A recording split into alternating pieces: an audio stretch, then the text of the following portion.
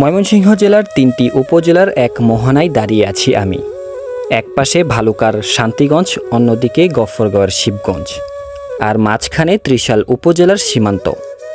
এই তিনের ঠিক মাঝখানে বয়ে চলেছে সুতিয়া নদী, যেটি শুধু পানি নয়, বয়ে এনেছে ইতিহাস, সংস্কৃতি আর প্রাকৃতিক সৌন্দর্যের এক অনন্য মেলবন্ধন। এই নদী ঘিরেই গড়ে উঠেছে দুই পাশের দুই ঐতিহ্যবাহী বাজার, শান্তিগঞ্জ ভালুকা উপজেলার একটি বাজার ও শিবগঞ্জ গফরগাঁও উপজেলার একটি বাজার। প্রতিদিন এখানে মানুষ আসে কেনাকাটা করতে, গল্প করতে আর নদীর নির্মল বাতাসে প্রাণ জুড়াতে।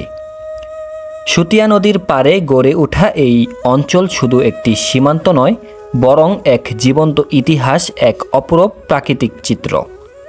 সময় পেলে একবার অবশ্যই ঘুরে যাবেন। এই স্থানটির সৌন্দর্যের প্রতীক আর শান্ত পরিবেশ মন ছুঁয়ে যাবে।